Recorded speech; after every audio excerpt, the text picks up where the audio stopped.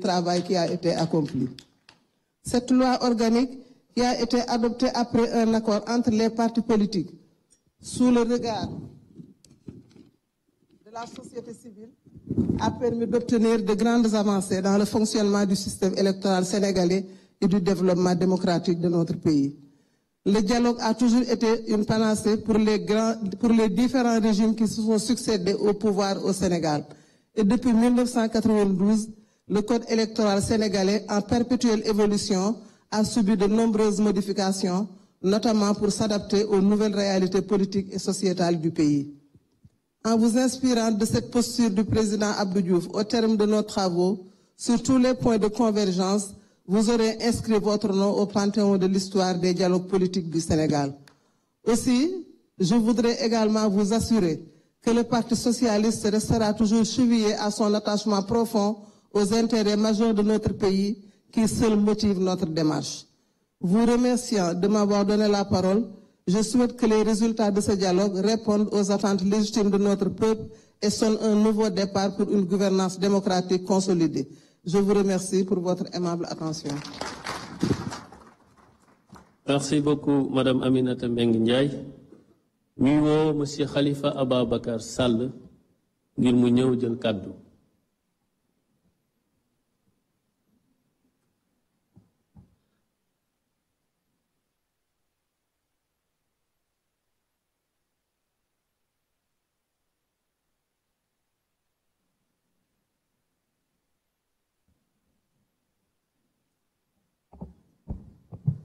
Je vous remercie. Monsieur le Président de la République, Monsieur le Premier ministre, Mesdames et Messieurs, les membres du Parlement, du gouvernement, Mesdames et Messieurs, chacun en ses titres et grades, je voudrais vous remercier d'être présents ici en ce moment historique pour notre pays, pour notre démocratie et pour notre République. L'opposition sénégalaise est venue participer à ce rassemblement, à cette réunion, à cette manifestation, parce que nous sommes convaincus que le dialogue est la meilleure forme de gestion des affaires publiques.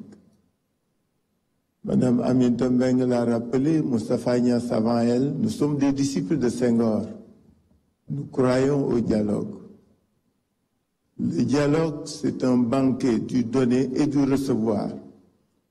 C'est la raison pour laquelle notre présence aujourd'hui en tant que membre de l'opposition est de faire en sorte qu'au sortir de nos échanges et de nos assises, nous parvenions à un Sénégal mieux dirigé, plus réconcilié. En ce sens, nous voudrions dire que venir au dialogue, pour nous de l'opposition, c'est répondre à une invite pour que le Sénégal puisse changer et changer durablement. Le contexte dans lequel nous nous trouvons est un contexte difficile pour l'opposition.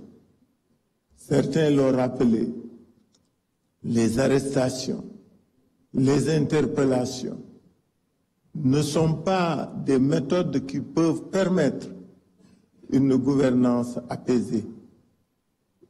À côté du Djoubel et du Djoubanti, il faudra y ajouter, quelqu'un l'avait dit, un Djoubo sincère et permanent. Ce Djoubo permettra de dépasser les clivages. Ce Djoubo permettra de pacifier les rapports. Ce Djoubo nous permettra d'aller vers des réformes qui permettent une gouvernance apaisée, mais surtout efficace.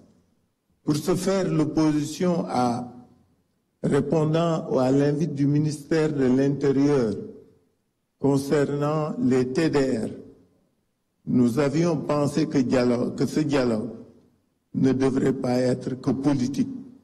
Il devrait être un dialogue qui porte sur les préoccupations des populations, c'est-à-dire un dialogue qui porte sur les questions sociales, sur les questions économiques, pour que le Sénégal puisse traverser les moments de difficulté que vivent les populations. Il est indéniable aujourd'hui que ce pays a des problèmes, que les populations vivent des difficultés.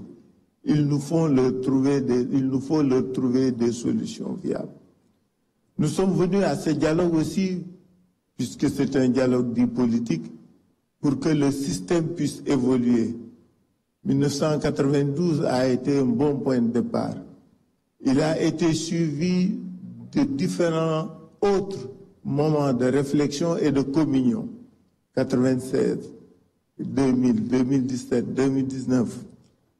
Ces moments de communion ont permis de dépasser les contingences et les conflits. C'est la raison pour laquelle, au nom de l'opposition, au nom de laquelle je parle, nous voudrions vous demander qu'un certain nombre, Monsieur le Président, qu'un certain nombre de dispositions du Code électoral, que le respect des libertés, que la libération des détenus, qu'une conduite plus apaisée et plus civilisée de la reddition des comptes, que ces actions-là puissent être menées afin que dans la sérénité, nous puissions œuvrer pour un Sénégal de paix. Je voudrais, au nom de l'opposition, vous dire que nous sommes venus ici, aujourd'hui, en acteurs de la pacification de l'espace politique. C'est la raison pour laquelle nous sommes d'accord pour que les réformes puissent être conduites au niveau du code électoral, au niveau de la Constitution, afin que nous puissions, au terme de nos assises, vivre un Sénégal nouveau, qui serait un havre de paix et de concorde, afin que nous puissions, ensemble, aller de l'avant. Je ne peux pas terminer mon allocution, que j'ai voulu brève. C'est pourquoi je n'ai pas lu de papier. Nous avons un discours et un texte que nous donnerons à M. le Président de la République. Mais ce que nous voulons dire, c'est qu'il faut que ce pays bouge, il faut qu'il change dans la paix, dans la sérénité et dans la concorde. Je vous remercie. Merci beaucoup, M. Khalifa Ababacar Sall.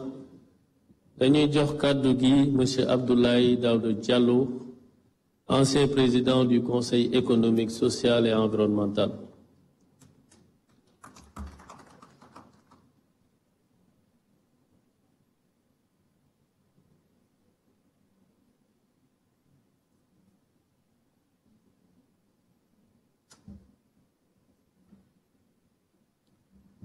Merci beaucoup.